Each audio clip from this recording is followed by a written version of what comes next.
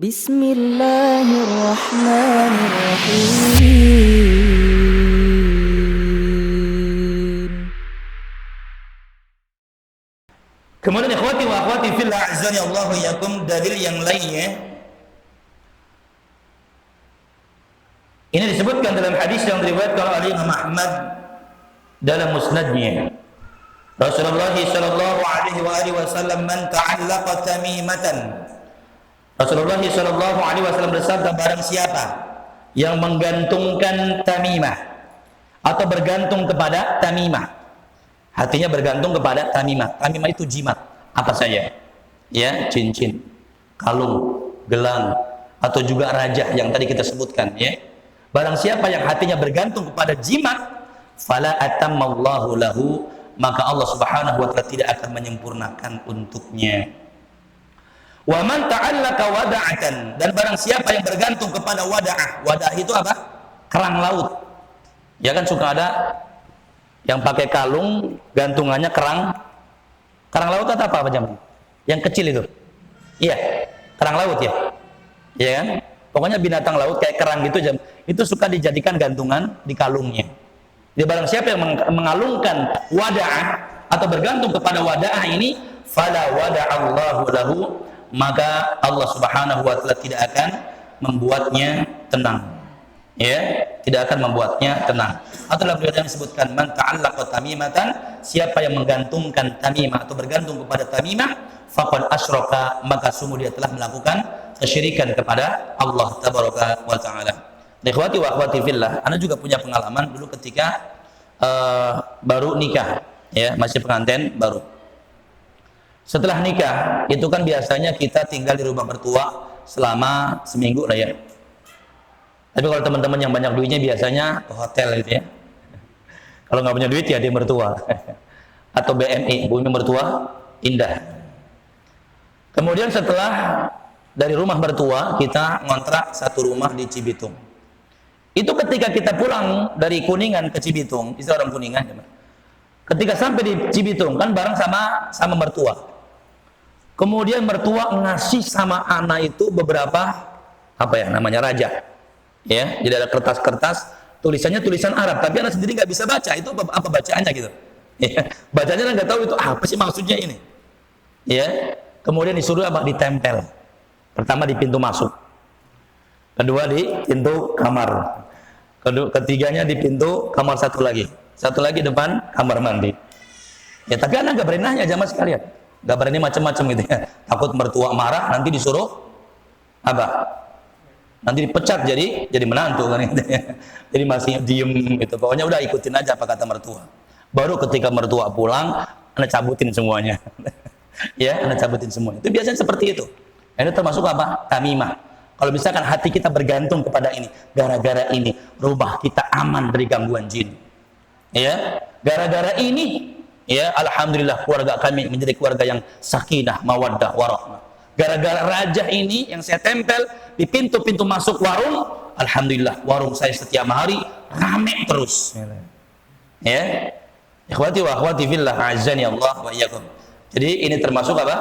Termasuk kesyirikan. Jadi harus kita apa? Harus kita buang. Kemudian yang terakhir, dalil yang lainnya yang menyebutkan bahwasanya cincin atau mengenakan cincin atau kalung atau gelang dengan maksud untuk menolak bala atau menghilangkan bala itu termasuk kesyirikan. Disebutkan dari Ibnu Abi Hatim an Hudzaifah, dari Hudzaifah. Hudzaifah di sini maksudnya Hudzaifah ibnu Yaman. Annahu ra'a rajulan fi yadihi khaytun minal humma. Bahwasanya Hudzaifah pernah melihat seorang laki-laki. Di tangannya itu ada benang yang dia kenakan, ya, yang dia kenakan sebagai gelang. Minal humma, tujuannya adalah untuk menghilangkan penyakit panas. Faqata'ahu, kemudian langsung sama Hudzaifah ini gelang itu diputuskan. Masya Allah. Karena memang para sahabat itu mengamalkan perkataan Nabi SAW, man ra'a minkum munkaran falyughayyirhu biyadihi. Siapa yang melihat kemungkaran, rubahlah dengan tangannya. Ya. Fa illam yastati fabilisani. Kalau nggak mampu, dengan lisannya nasihatin. Kalau nggak mampu juga fabiqalbi, dengan hatinya. Fa innahu adhaful iman, itu selemah-lemah iman kata Nabi sallallahu alaihi wasallam. Para sahabat ikhwati wa akhwati fillah, karena mereka punya kekuatan, punya kemampuan, ketika melihat ada orang yang melakukan kemungkaran pakai gelang di tangannya, tujuannya untuk apa? Ya, tujuannya untuk menangkal dari sakit panas, langsung dipotong sama Hudzaifah. Kemudian Hudzaifah ibn Yaman membacakan firman Allah surat Yusuf ayat 106. Wa ma yu'minu aktsaruhum billah illa wa hum musyrikun. Dan tidaklah kebanyakan mereka itu beriman kepada Allah tabaraka wa taala wa hum musyrikun, sedangkan mereka melakukan kesyirikan kepada Allah tabaraka wa taala. Artinya orang-orang kafir Quraisy jamaah sekalian, mereka beriman dengan rububiyahnya Allah. Mereka percaya yang menciptakan itu Allah, yang memberikan rezeki itu Allah, yang memiliki itu Allah, ya, yang mengatur itu adalah Allah. Jadi mereka percaya, ya. Namun mereka tidak percaya dengan apa? Dengan tauhid uluhiyah, ya, beribadah hanya kepada Allah tabaraka wa taala saja. Makanya dikatakan wa ma yu'minu aktsaruhum billah illa wa hum musyrikun.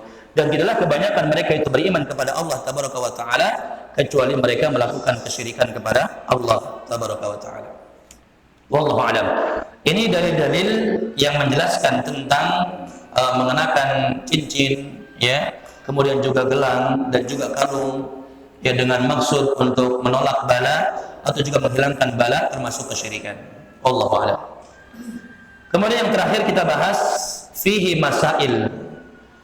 Di dalam hadis-hadis yang tadi kita sebutkan ada beberapa pelajaran yang dapat kita ambil. Al-ula, pelajaran yang pertama, at-taghlidu fi lubsil halqati wal khayti wa nahwihima limisli dzalika. Larangan keras dalam menggunakan cincin wal khayti dan benang wa nahwihima dan yang sejenisnya untuk tujuan menolak bala dan menghilangkan bala. Dilarang keras kita jamaah sekalian untuk mengenakan, ya, cincin, gelang atau kalung atau rajah atau keris, ya. Jadi kalau misalkan kerja bawa-bawa keris misalnya, ya kan, ada kan biasanya keris yang kecil, ya, keris yang kecil itu biasanya ada yang suka bawa jamaah sekalian. Bahkan masalah ada punya keluarga, ya, itu orang tuanya punya keris, dan katanya keris itu harus dimandiin setiap malam Jumat, ya. Kalau nggak dimandiin kerisnya ngamuk jamaah sekalian. Nanti ada yang sakit, masya Allah. Akhirnya pernah lupa mandiin keris, dianya yang sakit. Masya Allah, ya.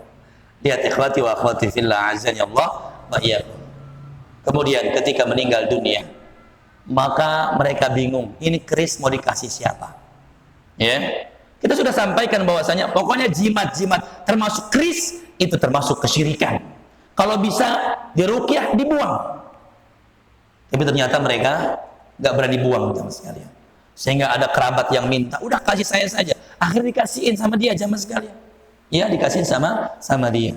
Dan sekarang, ya, keluarga yang tadi punya keris itu mengalami apa? Mengalami sakit. Maka langsung dia ingat, jangan-jangan itu yang punya keris lupa mandiin kerisnya. Jadi, masya Allah, jamaah masih tergantung dengan keris itu. Makanya betul tadi dikatakan oleh Nabi SAW, barang siapa yang bergantung kepada tamimah, kepada jimat, maka Allah Subhanahu wa taala tidak akan sempurnakan untuknya. Dia akan selalu bergantung kepada keris itu jamaah sekalian. Ya, akan selalu bergantung kepada keris itu. Ketika misalkan sakit, wah jangan-jangan gara-gara kerisnya lupa dimandiin. Ya. Ketika misalkan sakit lagi keluarganya, wah jangan-jangan. Jadi larinya kepada keris. Padahal keris itu tidak bisa memberikan manfaat, tidak bisa menolak bahaya. Jadi ini yang pertama, larangan keras menggunakan cincin, termasuk gelang, termasuk apa? Yang lainnya.